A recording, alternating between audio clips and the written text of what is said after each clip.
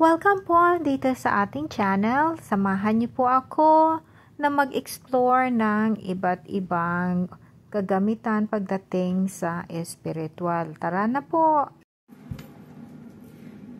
Magandang umaga po, magandang tanghali, magandang hapon, magandang gabi mga kaantingero-antingero ko dyan. Sa video po na ito, i-share ko po sa inyo itong mga charms na nagawa na po. Tapos, ilalagay po sa ngayong Holy Week, ay ngayong bago mag Good Friday, ilalagay. Kasi kailangan ito ng tatlong sagradong araw. Ano po? So, kasi ito po, ang laman po nito, dala-dalawa. Isang pang-alis ng ng kamalasan at isang pang-akit ng swerte. So, importante po na kapag tayo maglalabas ng ating mga pangdala ng swerte, ng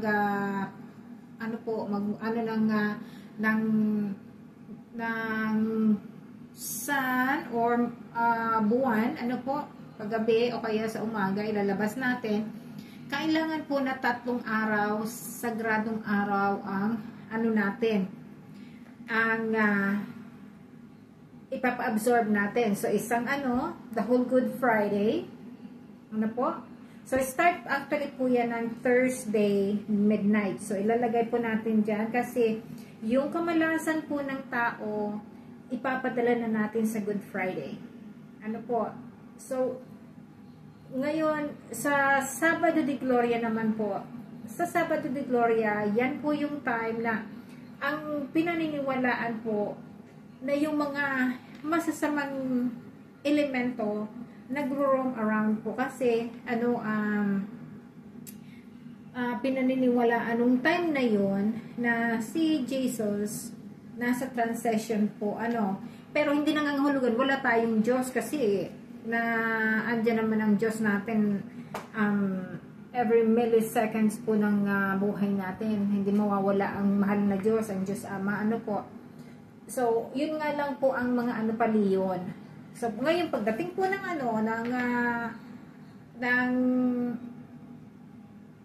Domingo de Gloria, yung yung pagsalubong na natin sa pagkabuhay. So, ito na natin yung bubuksan na po yun. Tapos, ang una po na makukuha natin, kasi, halimbawa, ito, ang dalawa. Pakita ko po, dalawa, ang laman niya. Ayan. Dalawa po, lalagay. Ito po ay lava rock po ito. So, yan, ilalagay dyan. So, balik ko ulit. Pinakita ko lang po na, kung ano nasa loob niya. Tapos ito tali, ganyan.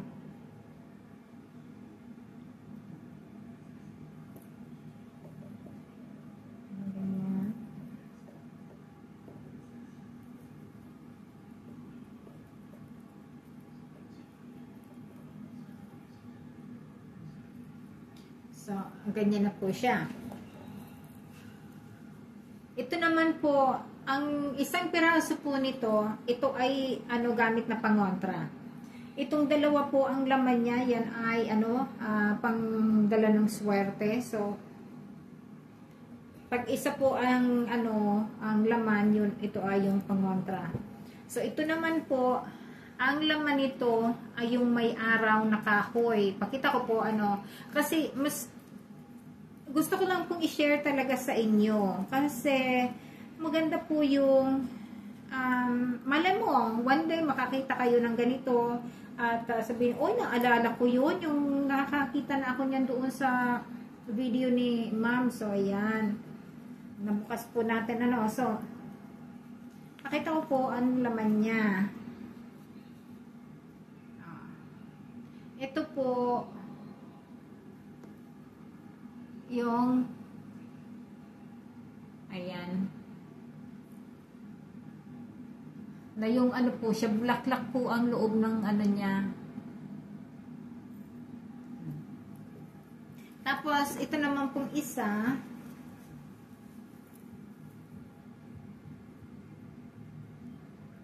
So, pangontra po ito. Ito yung pangontra, ano. Tapos, ayan yung panggabi, ito yung pang-araw. So, 24 hours na protection po ito.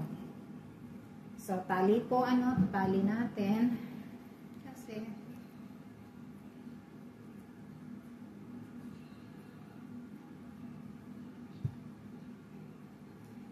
ito po, pwede po itong anuhin, dalahin sa, ilagay sa bag.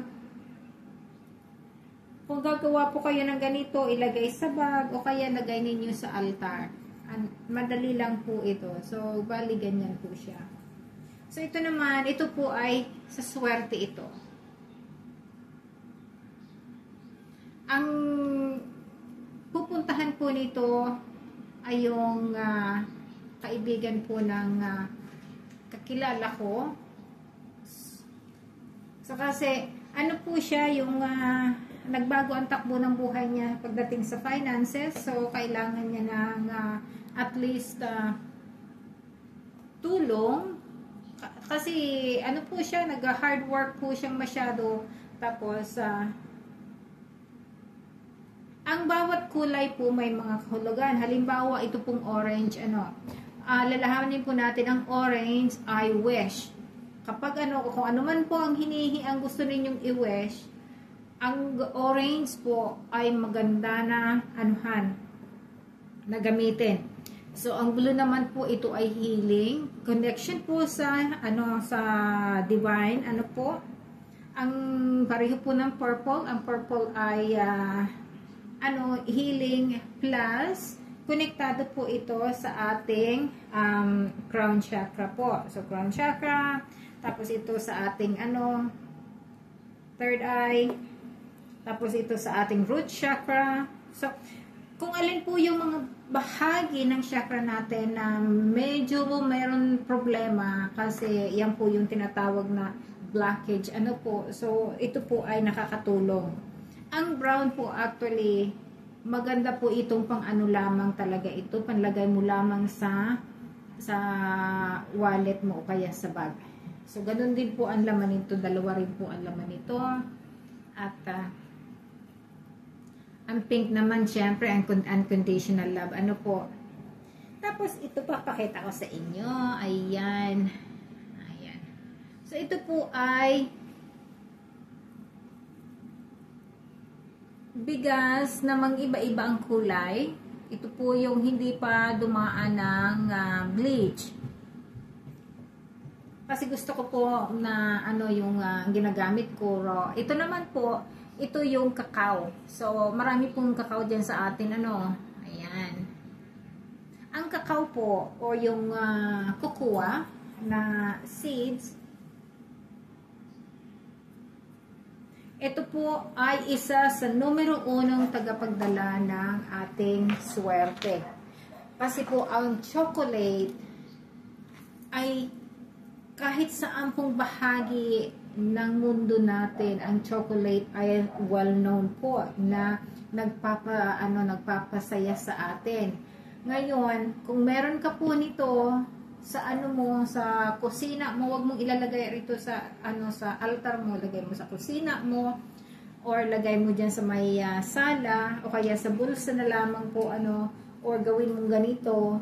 Ano po, napakaganda po na na additional sa pang-akit ng pera. Ang ang another na ipapakita ko sa inyo ay yung tinatawag na sea glass. Ang sea glass po ay napakaganda na napakaganda po ito. Ayan, ilapit natin. Ayan. So, ito po kung makikita ninyo iba-ibang kulay na bato. Mahilig po ako sa mga bato. Ayan po yung yung green na sea glass na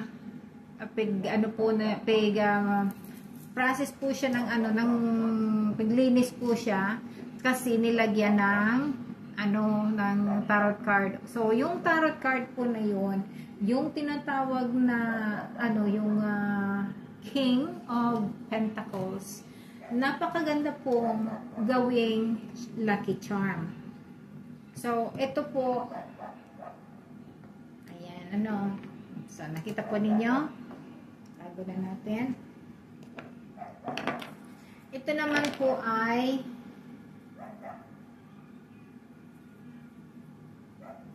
amethyst chevron na tinatawag.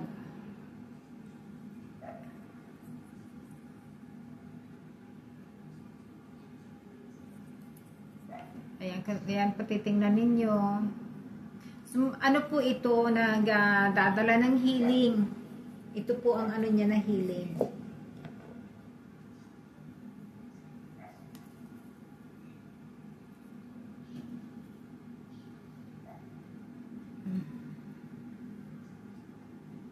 Ito naman po ay bato na magandang dala-dala lamang na pangontra sa pangontra sa kamalasan. So ito po ay naandyan lang po lagi sa mga nakasablay, nakahang sa kasi meron po akong yung kahoy na hinahang ko yung mga ganito ko. So, ito po, ayan, itong napakaliit na ito.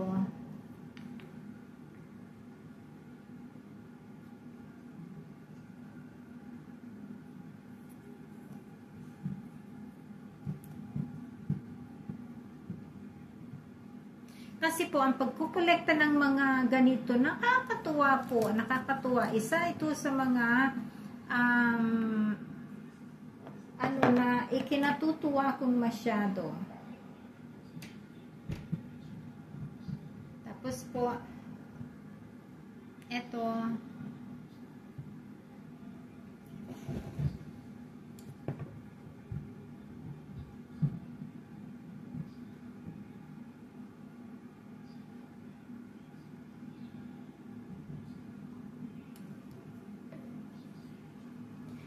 kaya kung makikita po ninyo, marami akong gamit. Napakadami po.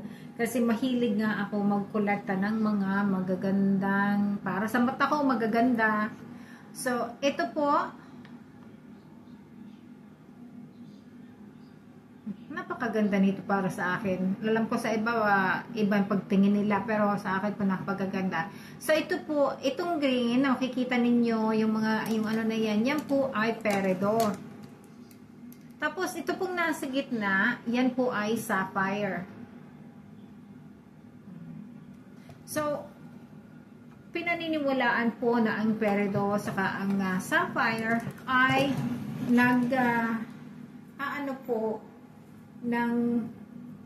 nag-aalis ng kamalasan sa tao. So, hindi na po kailangan ang orasyon, wala pong makakanakaw ng ng energy niyan kasi yan po ay talagang naka-built in sa kanila. Hindi mo pwedeng tanggalin yan kasi yan ay talagang energy po talaga sila. So, halimbawa po ganyan po maraming salamat po at gusto ko lamang po na ito i-share sa inyo at para magkaroon kayo ng idea kung paano kayo magawa. So, anyway po, say bye!